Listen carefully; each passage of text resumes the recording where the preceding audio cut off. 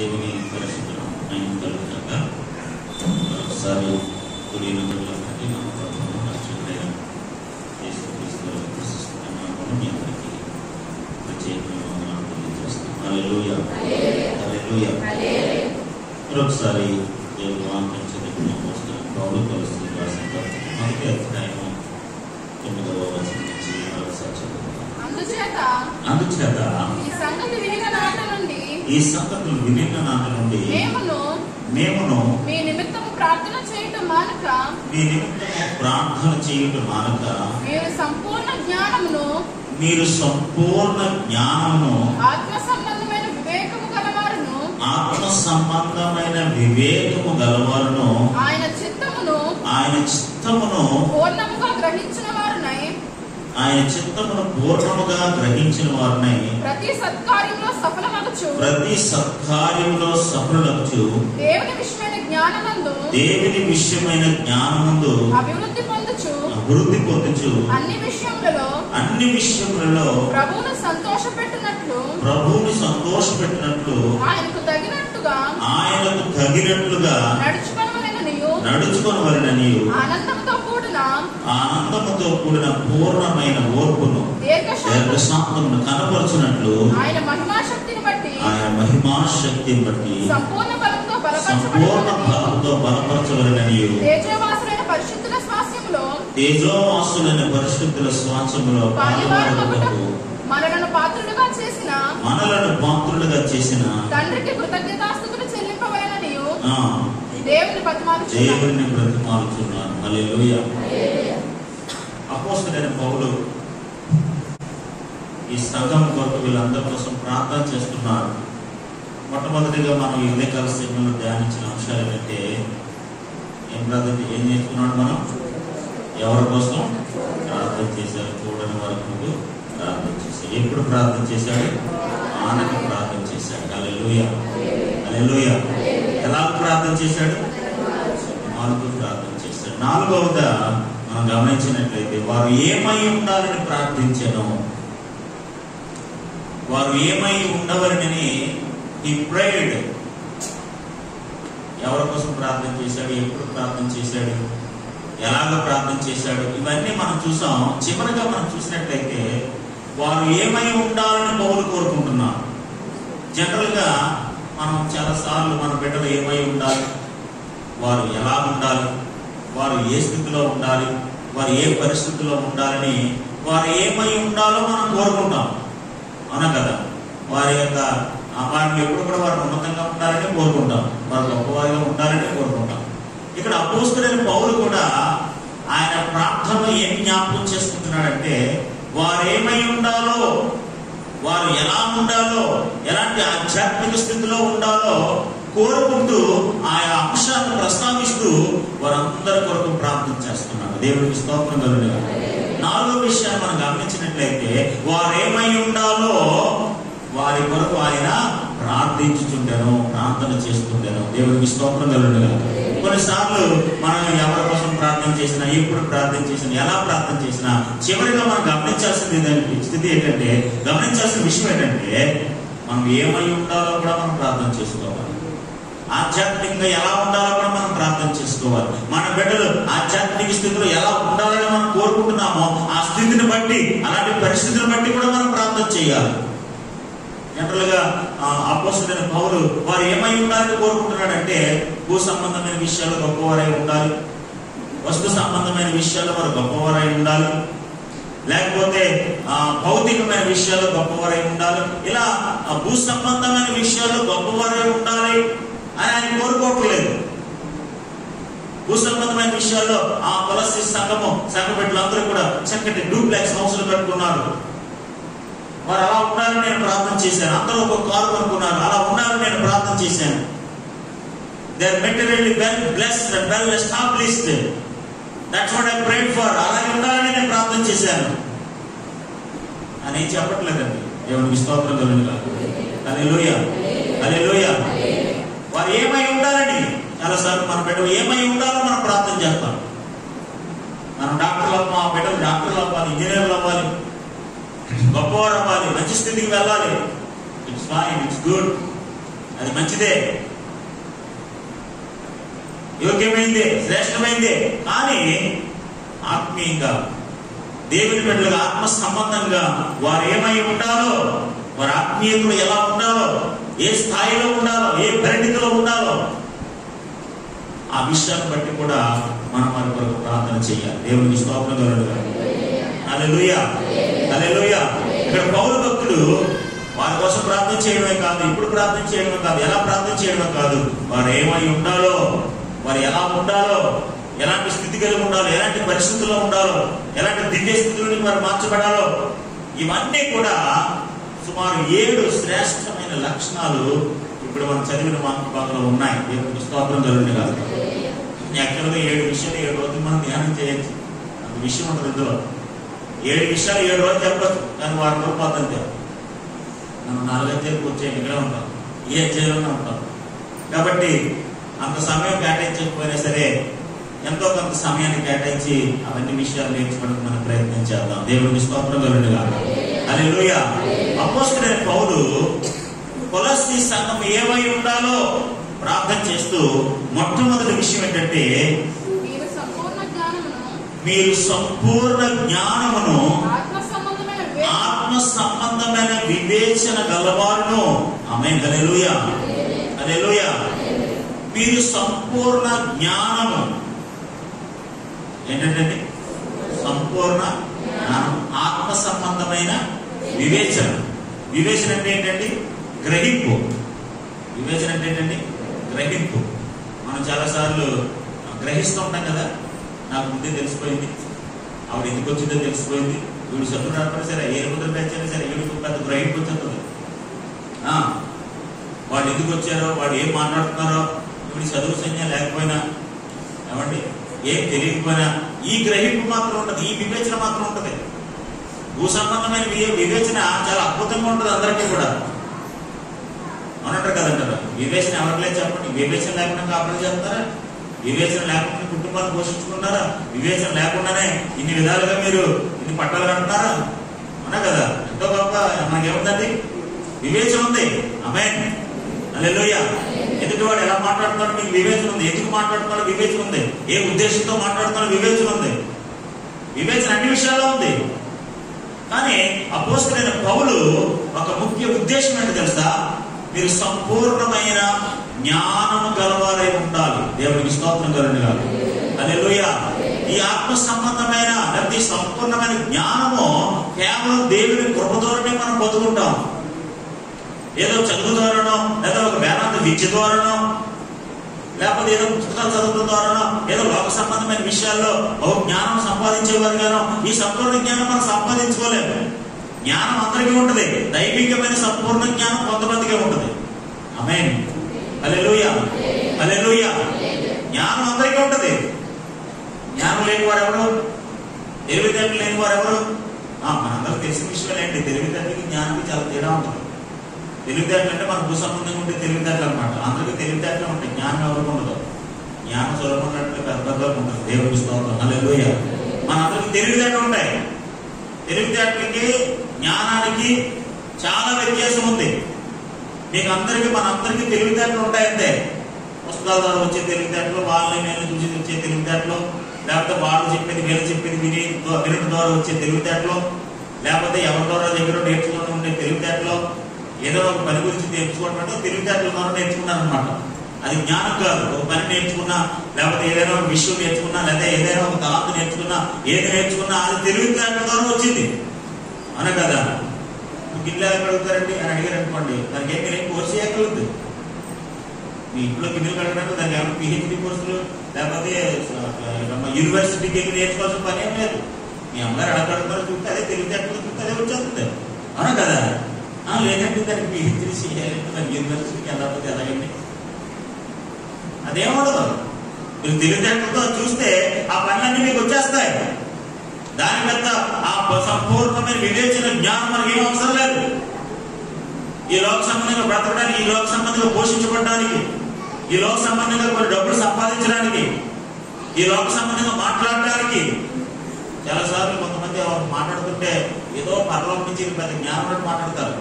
ఎలా చూస్తే ఎరుగుతారే చదువు సంఖ్య ఉండదు.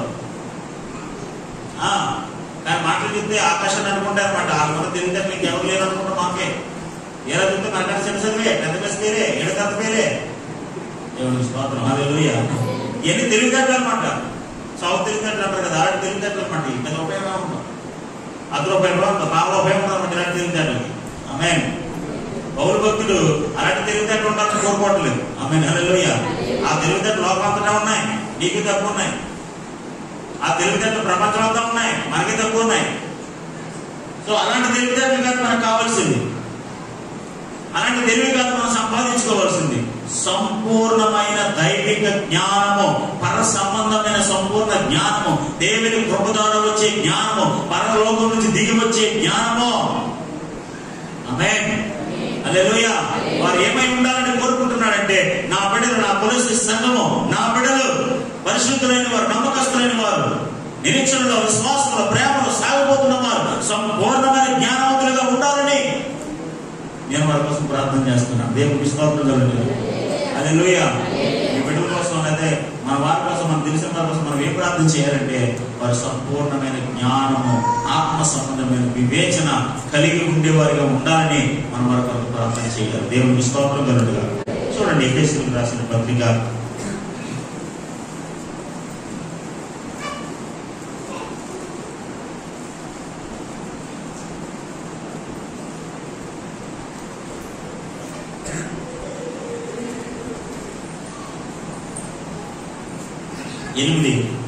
8వ వచనం. ఎఫెసీయులకు రాసిన పత్రిక 1వ అధ్యాయం 8వ వచనం. కాలము సంపూర్ణమైనప్పుడు జరగవలసిన ఏర్పాటును బట్టి ఆయన తన దయా సంకల్పము చొప్పున తన చిత్తమును గూర్చిన మర్మమును మనకు తెలియజేసి, ఆయన దయా సంకల్పము చొప్పున ఆయన తన చిత్తమును గూర్చిన మర్మములను మనకు తెలియజేసి ఆ మర్మాలను మనకు తెలియజేసి మనకు సంపూర్ణమైన జ్ఞాన వివేచన కలుగుటకు, మనకు సంపూర్ణమైన జ్ఞాన వివేచన కలుగుటకు. ఆమేన్. హల్లెలూయా. మనకు ఎవరికండి? ఎవరికి? దేవుని బిడ్డలైన వారికి. ఆమేన్. హల్లెలూయా. ఆయన ప్రజలైన వారికి, మనకి, సంఘానికి, దేవుని చేత పిలువబడిన వారికి, దేవుని చేత ఏర్పాటు చేయబడిన వారికి మనకు సంపూర్ణమైన జ్ఞాన వివేచన కలుగుటకు ఆ కృపను మన ఎడల విస్తరింపచేశాడు. ఎలాంటి జ్ఞానం అంట? సంపూర్ణ జ్ఞాన వివేచన. దేవునికి స్తోత్రం కలుగునుగా. హల్లెలూయా. హల్లెలూయా. హల్లెలూయా. సొలొమోను లాంటి భక్తుడు ఏం కోరుకున్నాడు తెలుసా? జ్ఞానం కోరుకున్నాడు. దేవునికి స్తోత్రం కలుగునుగా. హల్లెలూయా. హల్లెలూయా. తెలివితేటలు కలిగిన వేరు, జ్ఞానవంతులు వేరు. జ్ఞానం అనేది ఓన్లీ పర సంబంధమైనది, అంటే పరలోకం నుండి వచ్చేది మాత్రమే. ఆమేన్. భూ సంబంధంగా వచ్చేది తెలివితేటలు, పరలోకం నుంచి వచ్చేది జ్ఞానము. ఆమేన్. ఈరోజు మనం జ్ఞానవంతులు అనుకోకూడదు. ఎందుకంటే మనం జ్ఞానవంతులు కాదు, మనం తెలివితేటలు ఉన్నవాళ్ళు అంతే.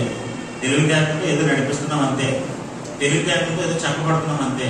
కానీ అపోస్తలుడైన పౌలు కొలస్సీ సంఘాన్ని కోరుకున్న, ఎఫెసీ సంఘాన్ని కోరుకున్న, ఏం కోరుకుంటున్నాడంటే, మనకు సంపూర్ణ జ్ఞాన వివేచన కలుగుటకు ఆ కృపను మన ఎడల విస్తరింపచేసెను. ఆమేన్. హల్లెలూయా. ఆ కృపను మన ఎడల విస్తరింపచేసెను అంటే, ఇప్పుడు ఆయన కృపను బట్టి మనకు జ్ఞాన వివేచన కలగాలని కోరుకుంటున్నాడు. హల్లెలూయా. హల్లెలూయా. మనల్ని బట్టో, మన తెలివితేటలను బట్టో, మనకున్న స్థితిగతులను బట్టో కాదు, ఆయన కృపను బట్టి ఈ సంపూర్ణ జ్ఞాన వివేచాలు మీకు కలగాలని, ఆ కృప మీకు విస్తరించాలని కోరుకుంటున్నాడు.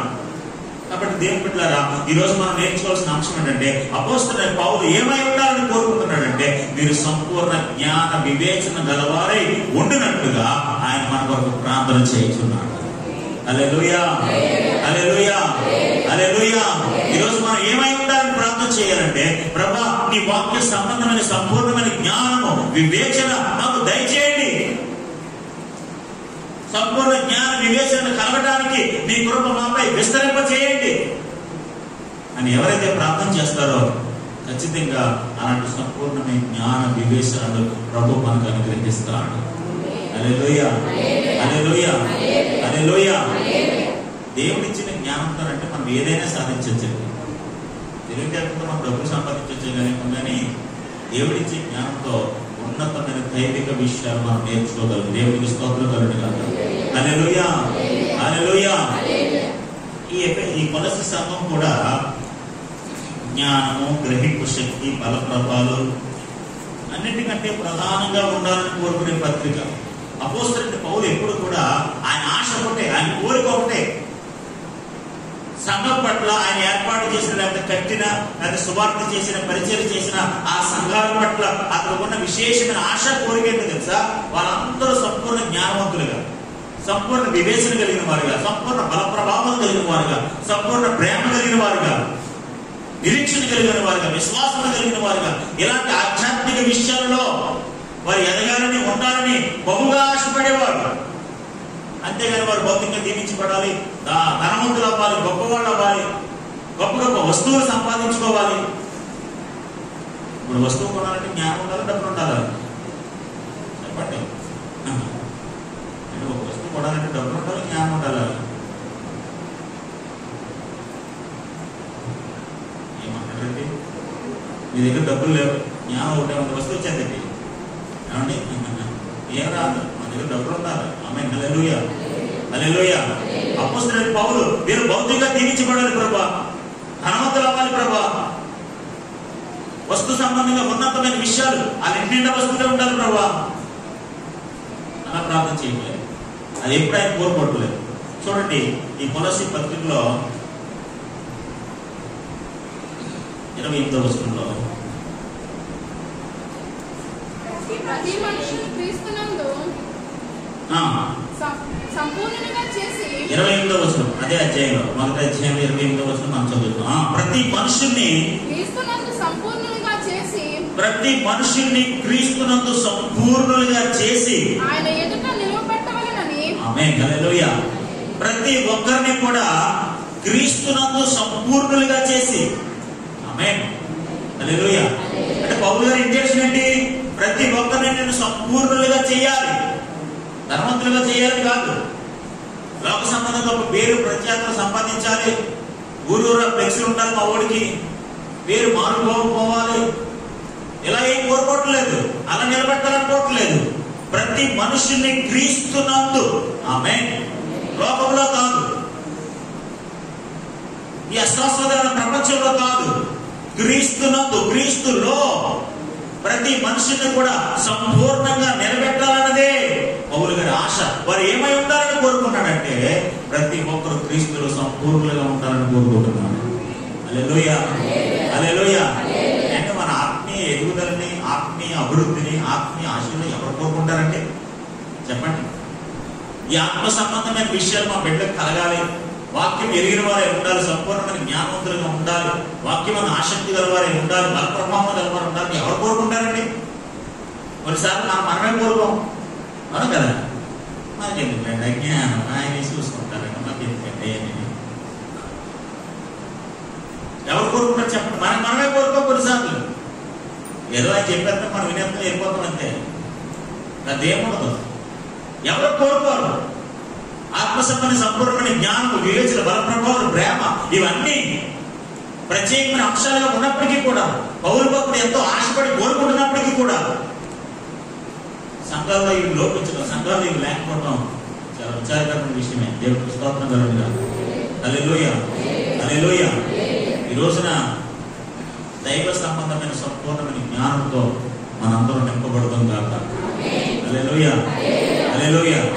డబ్బులు శాశ్వతం కాదండి, మనం కట్టే ఇల్లు, గృహాలు ఏవి శాశ్వతం కాదు. It's all temporary, it's all vanished things. దేవుడిచ్చే సంపూర్ణమైన జ్ఞానమే మనం ఎంతో ఉన్నతమైన స్థితిని నిలబడుతుంది. హల్లెలూయా. చూడండి, పౌలు గారి ఆశ ఏంటో తెలుసు? 28వ వచనంలో ప్రతి మనుషుల్ని ప్రతి ఒక్కరిని సంపూర్ణులుగా చేసి ఆయన ఎదుట నిలవబెట్టవలనని సమస్త విధముల జ్ఞానముతో జాగ్రత్తగా వినండి. సమస్త విధములైన జ్ఞానముతో మేము సమస్త విషయములైన జ్ఞానముతో మేము ప్రతి మనుషునికి బుద్ధి చెప్పుచు ప్రతి మనుషునికి బోధించుచు ఆయనను ప్రకటించుచున్నాము. హల్లెలూయా. ఎలా ప్రకటిస్తున్నాడంట? ఎలా బోధిస్తున్నాడంట? ఎలా బుద్ధి చెప్తున్నాడంట? ఏమండి? ఎలా బుద్ధి చెప్తున్నాడు? ఎలా బోధిస్తున్నాడు? ఎలా ప్రకటిస్తున్నాడు? ఎలా అంట? సమస్త విధమైన జ్ఞానముతో. ఆమేన్. సమస్త విధమైన దేవుని జ్ఞానముతో, సంపూర్ణ జ్ఞానముతో ప్రతి మనుషునికి మేము బోధిస్తున్నాం, ప్రతి మనుషునికి బుద్ధి చెప్తున్నాం, ప్రతి మనుషునికి మేము ప్రకటిస్తున్నాం. ఎలా? సమస్త విధమైన జ్ఞానముతో. సంపూర్ణంగా నిలబెట్టాలని సమస్త విధమైన జ్ఞానముతో, ఏదో వాక్చాతుర్యంతో కాదు, లేదా లోక సంబంధమైన మాటలతో కాదు, లేదా లోక సంబంధమైన విషయాలతో ఆర్భాటాలతో కాదు, సంపూర్ణమైన జ్ఞానముతో. హల్లెలూయా, హల్లెలూయా, హల్లెలూయా. చూడండి అక్కడ 2వ అధ్యాయం.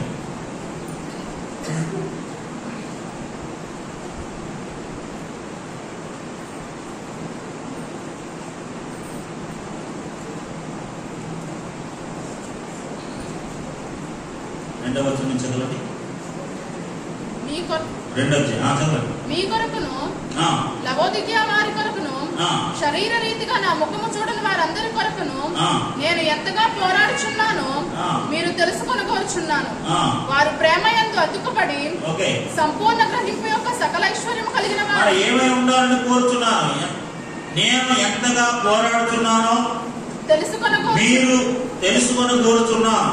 వారు ప్రేమ యందు అతుక్కుపడి వారు ప్రేమలో అతుక్కుపడి ఉండాలని సంపూర్ణ గ్రహింపు యొక్క సకల ఐశ్వర్యము కలిగిన వారై సంపూర్ణ గ్రహింపు యొక్క సకల ఐశ్వర్యము గలవారై. ఆమేన్. హల్లెలూయా. ఎలాగా? సంపూర్ణ గ్రహింపు యొక్క సకల ఐశ్వర్యములు కలవారై దేవుని మర్మమైన క్రీస్తును ఏ సంఘాసం వదలండి. సంపూర్ణ గ్రహింపు యొక్క అంటే సంపూర్ణ గ్రహింపు ద్వారా వచ్చే సకల ఐశ్వర్యాలు. డబ్బు ద్వారా వచ్చే సకల ఐశ్వర్యాలు కాదు, తెలివితేటల ద్వారా వచ్చే సకల ఐశ్వర్యాలు కాదు, నీ తలాంతుల ద్వారా, నీ టాలెంట్ ద్వారా వచ్చే సకల ఐశ్వర్యాలు కాదు. సంపూర్ణ గ్రహింపు యొక్క అంటే సంపూర్ణ గ్రహింపు ద్వారా సకల ఐశ్వర్యములు గలవారై దేవుని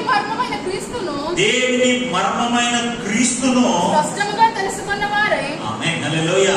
దేవుని మర్మమైన క్రీస్తును. ఆమేన్. మర్మం అంటే తెలుసు కదండి మీకు. మర్మం అంటే దాచబడిన సత్యము. ఇంగ్లీష్ లో హిడెన్ ట్రూత్ అని అంటారు అన్నమాట. Hidden truth. The truth was hide. ఆ సత్యము దాచబడింది, దాన్ని మర్మం అంటారు అన్నమాట. యేసు ప్రభు వారు ఈ లోకాన్ని జన్మిస్తారని ఎవరికి తెలియదు. There was a prophecy. ఏవో కొన్ని ప్రవచనాలు ఉన్నాయంతే. But the truth was hidden. ఆ మర్మము దాచబడ్డది. అందుకే చాలా మంది తెలియట్లేదు. ఆమేన్. హల్లెలూయా, హల్లెలూయా. మనకు కూడా ఉంటుంది కదా నా తెలివితేటలో. ఒక నిజాన్ని దాచిపెట్టాలని ప్రయత్నం చేస్తూ ఉంటాం. అందుకని మన భాషలో గుడ్డలు అంటాం అనమాట. గుడ్డలు అంటాం కదా, కొంతమంది గుడ్డలు ఉంటారు, ఏం చెప్పరు, అన్ని వాళ్ళ దగ్గర దాచుకుంటుంటారు. దేవుడు స్తోత్రం. హల్లెలూయా. కొంతమంది ఓపెన్ మైండెడ్ పీపుల్ ఉంటారు. మనకి ఏం తెలియదు, అమ్మాయిలు అన్నీ చెప్పేస్తుంటారు. ఏమంటే కొంతమంది గుడ్డిగాలు ఉంటారు, కొంతమంది ఓపెన్ మైండ్ పీపుల్ ఉంటారు. పాపం అమ్మాయిలు వాళ్ళకి ఏం తెలియదు, చెప్పేస్తుంటారు. అంటే అది చెప్పాలంటే పాపం వాళ్ళకి కూడా తెలియదు, చెప్పేస్తుంటారు.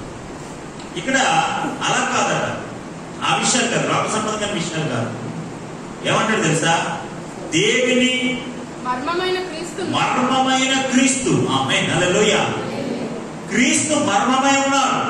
దేవుని మర్మమైన క్రీస్తు స్పష్టంగా తెలుసుకున్న వారే. ఆమేన్. హల్లెలూయా. ఈ సంపూర్ణ జ్ఞానంతో అంటే ఈ సంపూర్ణ గ్రహింపు యొక్క సకల ఐశ్వర్యాలు గలవారై ఉండాలని దేవుని మర్మమైన క్రీస్తు స్పష్టముగా తెలుసుకున్న వారై. ఆమేన్. హల్లెలూయా. ఇప్పుడు దేవుని స్పష్టంగా మనం ఎలా తెలుసుకుంటాం? ఏమండి? దేవుని క్రీస్తు, దేవుని మర్మమైన క్రీస్తుని మనం స్పష్టంగా ఎలా తెలుసుకుంటాం? ఎలా తెలుసుకుంటామండి? మనకేముండాలి? సంపూర్ణ గ్రహింపు జ్ఞానము మనకు ఉండాలి. దేవునికి స్తోత్రం కలుగునుగా. గ్రహింపు లేకపోయినా, సంపూర్ణమైన దైవికమైన జ్ఞానం లేకపోయినా క్రీస్తు ఎవరో తెలియదు. ఇప్పుడు సద్దుకారికి, పరిశీలికి వీళ్ళందరికీ కూడా సంపూర్ణమైన జ్ఞానం లేదు. అవునా కదా? ఏం లేదండి, సంపూర్ణమైన జ్ఞానం లేదు. అందుకని యేసుప్రభు వారు అంటారు, మీరు లేఖనములు ఎరుగక పొరబడుచున్నారు. మీరు లేఖనములను ఎరుగక పొరబడుచున్నారు. దేవుని శక్తిని ఎరుగక మీరు పొరబడుచున్నారు. ఇప్పుడు దేవుని యొక్క జ్ఞానం లేదా దేవుని యొక్క లేఖనాలను మనం ఎరగాలంటే, తెలియాలంటే, స్పష్టంగా ఎరిగిన వారై ఉండాలంటే, దేవుని యొక్క శక్తిని, ఆయన మహిమని, ఆయన ప్రభావాన్ని, ఆయన గొప్పతనాన్ని, ఆయన విశిష్టని, ఆయన మహిమైశ్వర్యాన్ని, ఇవన్నీ కూడా దైవ సంబంధమైన ప్రతి విషయాన్ని, పర సంబంధమైన ప్రతి విషయాలు స్పష్టంగా ఎరిగిన వారై మనం ఉండాలి అంటే మన దగ్గర డబ్బులు ఉంటే పని అవ్వదు. హల్లెలూయా, హల్లెలూయా. లోక సంబంధమైన సాగుతీరుతుంటే పని అవ్వదు. ఆమె అన్నీ అలాగే పొట్లయ్యాలో అలాగే తిరుగుతుంటే పని అవ్వదు. స్పష్టంగా మనం క్రీస్తుని ఎరిగిన వారే ఉండాలని అంటే ఖచ్చితంగా పరలోక జ్ఞానము మనకు కావాలి. హల్లెలూయా. పౌలు భక్తుడు కొలస్సీ సంఘం ఎలా ఉండాలని కోరుకున్నాడంటే, వీళ్ళందరూ కూడా దైవికమైన సంపూర్ణ జ్ఞాన గ్రహింపు గలవారై, సకలైశ్వర్యములు గలవారై ఉండాలని కోరుకుంటున్నాడు. ఎవరు కోరుకుంటారంటే అలాగా? ఆమేన్. ఏ దేవుని సేవకుడు కోరుకుంటాడంటే అలాగా? ఏ దేవుని వ్యక్తి కోరుకుంటాడంటే అలాగా? వాక్యాన్ని పెడద్రోవ పట్టించి, విశ్వాసాలను పెడద్రోవ పట్టించి, లోక సంబంధమైన విషయాలకు ఆర్భాటాలకు ప్రాధాన్యత ఇచ్చి, వాక్యము లేక, దైవికమైన బోధ లేక, లోక సంబంధమైన విషయాలతో ఆర్భాటాలతో హంగులతో చేసి వాక్యాన్ని పెడద్రోవ పట్టించిన అనేక మంది ఉన్నారు ఈ లోకంలో. అపోస్తలుడైన పౌలు అలా ఏం కోరుకోవట్లేదు. హల్లెలూయా, హల్లెలూయా, హల్లెలూయా. ఆయన సమస్తాన్ని త్యాగం చేసేసాడు. తన జీవితాన్ని త్యాగం చేసేసాడు. తన స్థితిని కోరుకోలేదు, తన పరిస్థితిని కోరుకోలేదు, తన సొంత జీవితాన్ని కోరుకోలేదు. తనకంటూ ఒక స్థాయి, స్థితి, పరిస్థితులు ఉండాలని తన కోసం ఎప్పుడు ఆలోచించుకోలేదు.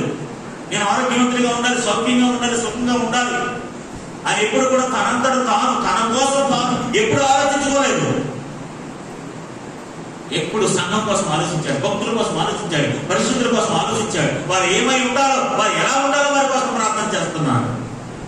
నేను ఏమైపోయినా పర్వాలేదు, నేను ఎలా ఉన్నా పర్లేదు, కానీ నా సంఘము సంపూర్ణమైన జ్ఞానంతో ఉండాలి. భక్తులు, పరిశుద్ధులైన వారు పరసంబంధమైన జ్ఞానంతో నింపబడి దేవుని యొక్క మరణమైన క్రీస్తును స్పష్టంగా ఎరిగిన వారై ఉండాలి. హల్లెలూయా, హల్లెలూయా. వారికి భౌతికమైన విషయాలు ఉన్నా లేకపోయినా పర్లేదు.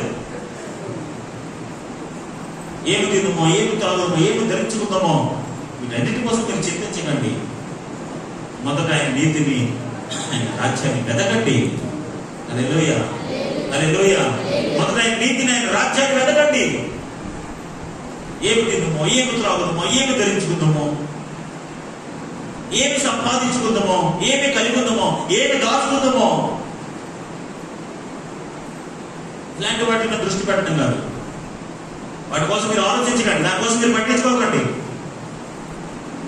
మన రాజ్యము పరలోక రాజ్యము. ఆమేన్. హల్లెలూయా, హల్లెలూయా, హల్లెలూయా. మన నివాసము పరలోకము. మన ఆలోచన పైపాలోచన వలె ఉండాలి. దేవుని మర్మమైన క్రీస్తును స్పష్టముగా ఎరిగిన వారమే ఉండాలి. దేవునికి స్తోత్రం కలుగును గాక. హల్లెలూయా. మనకి క్రీస్తు కోసం తెలియదు, ఆయన త్యాగం కోసం తెలియదు, ఆయన శిలువ మరణం తెలియదు, ఆయన పునరుద్ధానం తెలియదు, ఆయన ఎందుకు వచ్చాడో తెలియదు, నీ కోసం ఏం చేశాడో తెలియదు. సంపూర్ణంగా స్పష్టంగా మనకు ఆయన గురించి ఏం తెలియదు. ఆయన లేఖనాలు తెలియదు, ఆయన శక్తి తెలియదు, ఆయన ప్రభావం తెలియదు, ఆయన గురించి ఏం తెలియదు. మనకి తెలుసుకోవాలన్న ఆశ కూడా లేదు, తెలుసుకోవాలనే ప్రయత్నం కూడా లేదు. మన ప్రయత్నం అంతా కూడా చిన్నప్పుడు పెద్దలు అంటుంటారు కదా, ఏదో కొట్టుకుంటుందండి, ఎలా కొట్టుకున్నట్టు కొట్టుకుంటా ఉంటారు, కొడుకులో సంథింగ్. అలాగా మన జీవితం ఏంటంటే ఆ ఇంట్లో పడి కొట్టుకోవడమే, అలాగా ఆలోచనలు పడి కొట్టుకోవడం, ఇంకెక్కడే కొట్టుకోవడం మన పని. మన ఆలోచనలో స్పష్టత ఉంది, దేవుని గురించి స్పష్టంగా ఎరిగిన వారై ఉండాలని, దైవ విషయాలు సంపూర్ణంగా తెలుసుకున్న ఆశ కానీ, తపన కానీ, ప్రయాస కానీ ఈరోజు క్రైస్తవ సంఘానికి లేకపోవడం చాలా విచారకరమైన విషయం. దేవునికి స్తోత్రం కలుగును గాక. పౌలు భక్తుడు ఏమై ఉండాలని కోరుకుంటున్నాడు తెలుసా? వారి సంపూర్ణ జ్ఞాన వివేచన గలవారై ఉండాలని పౌలు భక్తుడు కోరుకుంటున్నాడు. దేవునికి స్తోత్రం కలుగునుగాక. హల్లెలూయా, హల్లెలూయా. దేవుని మర్మమైన క్రీస్తును స్పష్టంగా తెలుసుకున్న వారై తమ హృదయంలో ఆదరణ పొందవలనని వారందరి కొరకు నేను పోరాడుచున్నాను. హల్లెలూయా, హల్లెలూయా. తర్వాత వచనంలో బుద్ధి, జ్ఞానము, సర్వ సంపదలు ఆయనలోనే గోప్యమై ఉన్నవి. హల్లెలూయా. బుద్ధి, జ్ఞానము, సర్వ సంపదలు ఆయనలోనే గోప్యమై ఉన్నవి. లోకంలో లేవు, లోకంలో జీవించడం ద్వారా రావు. బుద్ధి, జ్ఞానము, సర్వ సంపదలు ఆయనలోనే గుర్తుమై ఉన్నాం. కాబట్టి మనం ఏం చేయాలంటే ఆయన వైపు చూడాలి. దేవునికి స్తోత్రం కలుగునుగాక. హల్లెలూయా. ఆయనే అడగాలి, ఆయన కృప ద్వారానే పొందుకోవాలి, ఆయన అనుగ్రహించమని బ్రతిమాలాలి. పౌరు భక్తుడు ఎందుకు బ్రతిమాలుతున్నాడు? పౌరు భక్తుడు నేను బ్రతిమాలుతున్నాను ఎందుకు? దేవుని మర్మమైన క్రీస్తు స్పష్టంగా ఎరిగిన వారి ఉండాలని, సంపూర్ణమైన జ్ఞానం సంపాదించుకోవాలని. వివేచన అంటే గ్రహింపు, దైవికమైన ఆత్మ సంబంధమైన గ్రహింపు అండి. ఆమేన్, హల్లెలూయా. దేవుడు మనతో ఏం మాట్లాడుతున్నాడు, దేవుడు ఎందుకు మాట్లాడుతున్నాడు, గ్రహింపు ఉండాలని మనకి. దేవుని యొక్క వాక్యం మనకి ఏం బోధిస్తుంది, దైవికమైన ఆలోచన గ్రహింపు ఉండాలి మనకి. అన్ని కూడా భూ సంబంధంగా చూడకూడదు, అన్ని లోకానుసారంగా చూడకూడదు, అన్ని భూతత్వం నుంచి చూడకూడదు. ఆమేన్, హల్లెలూయా. వాడెవడో అన్నాడంట, యేసుప్రభు వారికి పని పాట లేదు, అప్పటి మాత్రమే మీకు పిలుపడన్నమాట. యేసుప్రభు వారికి పని పాట లేదు, అప్పటి పని మాత్రం పిలుపడన్నాడంట. వాడికి ఏం లేదు, ఏం లేదండి, సంపూర్ణ గ్రహింపు లేదు, ఆత్మ సంబంధమైన గ్రహింపు లేదు. ఆత్మ సంబంధమైన గ్రహింపు లేకపోతేనే అలాంటి ఆలోచనలు వస్తాయి. జడ్జి గారింటికి ఎల్లగంటికి ఎవరింటికి వెళ్దా? ఒక ఆవిడ రాళ్ళతో కొడుతుంటే వద్దన్నాడు యేసుప్రభుని. ఎంత ప్రేమ ఆవిడంటే ఆయనకి, రాళ్ళతో కొడితే వద్దన్నాడంట. సంపూర్ణమైన గ్రహింపు లేకపోతే, సంపూర్ణమైన ఆత్మ సంబంధమైన గ్రహింపు వివేచన లేకపోతే ఇలాంటి దిక్కుమాట ఆలోచనలు వస్తాయి. అర్థమవుతుందా? మనం ఎప్పుడు కూడా దైవికమైన ఆత్మ సంబంధమైన గ్రహింపు గలవారమై ఉండాలి. హల్లెలూయా, హల్లెలూయా. మనం కూడా సొంత తెలివితేటలతో, దిక్కుమాల తెలివితేటలతో ఇష్టానుసారంగా ఆలోచించి ఇష్టానుసారంగా మాట్లాడకూడదు. ఈ పరిశీలలాగా, శాస్త్రులాగా, ఈ సర్దుకాయలాగా, వీరందరిలాగా మనం మాట్లాడకూడదు. అందుకని యేసుప్రభువు ఏమన్నా తెలుసా? మీరు లేఖనమును ఎరిగిన వారై, మీరు లేఖనమును సంపూర్ణంగా తెలుసుకోనక ఈ విధంగా పొరపడుతూ ఈ విధంగా మాట్లాడుతున్నారు. దేవుని గురించి, శక్తి గురించి ఎరుగక మీరు ఈ విధంగా మాట్లాడుతున్నారు. సంపూర్ణమైన దైవికమైన ఆత్మ సంబంధమైన గ్రహింపు లేక ఈ విధంగా ఎలా పూర్వం చేస్తున్నారు. ఒకవేళ నిజంగా సంపూర్ణ జ్ఞాన గ్రహింపులు, ఆత్మ సంబంధం సంపూర్ణ జ్ఞానం, ఆత్మ సంబంధం గ్రహింపు ఉన్నవారైతే ఖచ్చితంగా అలా ఎవరో మాట్లాడరు. దేవునికి స్తోత్రం కలుగునుగాక. హల్లెలూయా.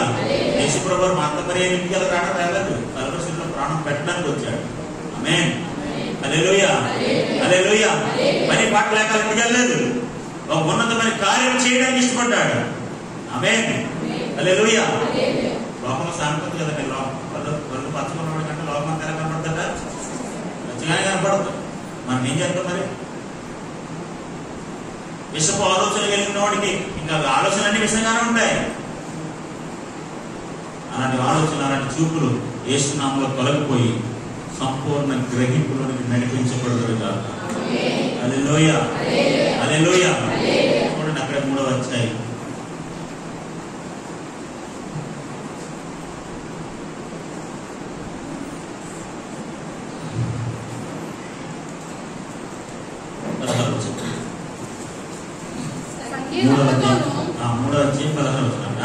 సంగీతములతోను, కీర్తనలతోను, ఆత్మ సంబంధమైన పద్యములతోను ఒకరినొకడు బోధించుచు, బుద్ధి చెప్పుచు కృపాసహితముగా మీ హృదయములలో దేవుని గూర్చిన గానము చేయించు.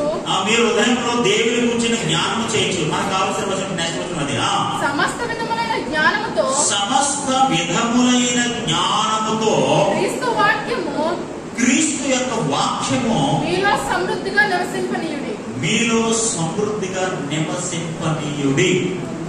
ఆమేన్, హల్లెలూయా. ఏంటంట?